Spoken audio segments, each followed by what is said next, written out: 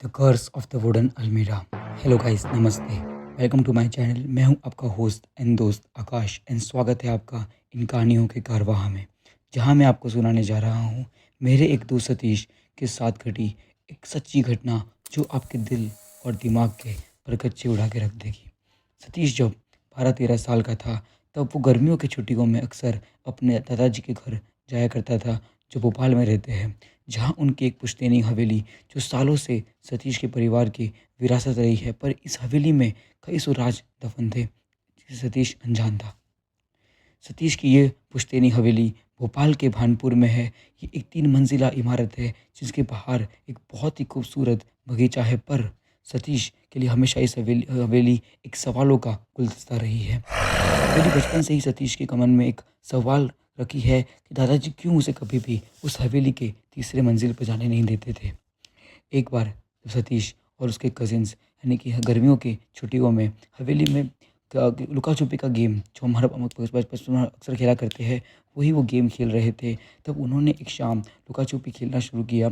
सतीश को हर गेम में जीतने का जुनून था, जो उसने सोचा भी नहीं था कि ये गेम उसके लिए कितनी घातक साबित होने वाली है। सतीश ने सोचा कि कोई उसे ढूंढ नहीं पाएगा, इसलिए वो तीसरे मंजिल पर जाके छुप गया। पर सतीश को इस बात का कोई अंदाज नहीं था कि आगे जो सतीश और उसके परिवार के साथ घटने वाला है, उससे वो अपनी ज़िंदगी में कभी भूल नहीं पाएगा। सतीश अपने इस बचपने में तीसरी मंजिल पर पहुंच गया, जहां उसने देखा कि एक बहुत ही बड़ा कमरा है जो कई सौ सालों से बंद है। उसने देखा कि उस कमरे के बाहर कई सारे धागे और त्रिशूल लगे हैं, जहाँ पर सतीश ने देखा कि उस कमरे पर कोई ताला नहीं था। लेकिन अचंभे की बात थी कि दादाजी ने कभी भी उसको तीसरे मंजिल पर आने नहीं दिया, लेकिन उस कमरे के बाहर कोई भी ताला नहीं था। सतीश ने जैसे ही दरवाजे पर अपना हाथ रखा तो वो करहट की आवाज़ के साथ खुल गया, और सतीश ने सामने था एक कमरा जिसके सन्नाटे और उस कमरे का इतिहास चीख चीख कर अपनी गवाही दे रहा था।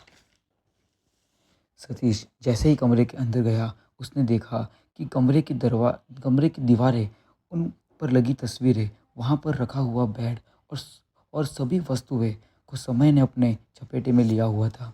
ऐसा लग रहा था कि कई सौ सालों से इस कमरे में किसी ने दस्तक नहीं दी है।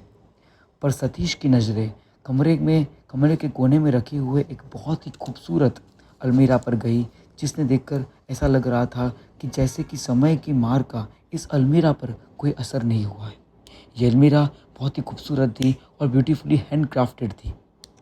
जब सतीश ने उस अलमीरा को खोला तो उसने देखा कि अंदर रखा हुआ था एक झुका हुआ मुकुट, आभूषण और वस्त्र। जब उसने उस मुकुट को छुआ, तभी एक जोर से हवा का झोंका उससे आके टकराया, और उसने देखा कि एक राजा, हाथ में चाबुक, और उसकी हंसी और कई सौ लोगों की चीखें उसके कानों को एकदम गूंजा गई, जो कि असहनीय थी। सतीश के कान में से खून आने लगा और सतीश वहीं बेहोश हो गया। जब सतीश की आंखें खुली तब वो हॉस्पिटल में था, और उसके पास बैठे थे उसके दादाजी, जिनकी आंखें भिगी हुई थी, उनकी आंखों में थे आंसू। अब सतीश को मालूम पड़ने वाला था वो राज जो हवेली की दीवारों सदियों से अपने अंदर दफन करके बैठी थी। दादाजी ने सतीश को बताया कि ये हवेली सतीश के पर दादाजी की अमानत है, जो बहुत ही क्रूर और अत्याचारी थे, जिनका शौक था पुरानी वस्तुओं का संगठन करना और नई कलाकृतियों का निर्माण करना। पर जब उनका शौक और उनकी क्रूरता एक साथ आई, तब इस अलमीरा का निर्माण हुआ। जो कोई राजा जी का कर चुका नहीं पाता था, वो उन पर कोड़े बरसाते थे और अत्याचार करते थे, और जो कोई उस क्रूरता को सह नहीं पाता था और अपनी जान गंवा देता था, उन्हीं की हड्डियों से उन्होंने इस अलमीरा का निर्माण किया था। कितनी ही क्रूर बात है ये। राजा अलमीरा को अपने जीत का प्रतीक मानता था, लेकिन वो नहीं जानता था कि वही अलमीरा उनके परिवार के लिए एक श्राप बनने वाली है।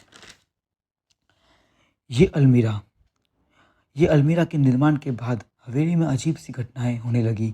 ये अलमीरा हर रात राजा के परिवार के एक एक सदस्य को शिकार करने लगी, और सिलसिला चलते चलते राजा की मौत पर जाके ख़त्म हुआ।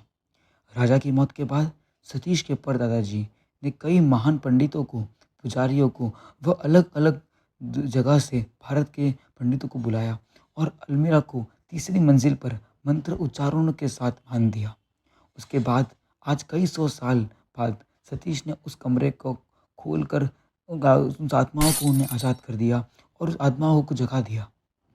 लेकिन सतीश सही सलामत है, उसका यही कारण है कि वो आत्माएँ जानती थी कि सतीश मासूम है।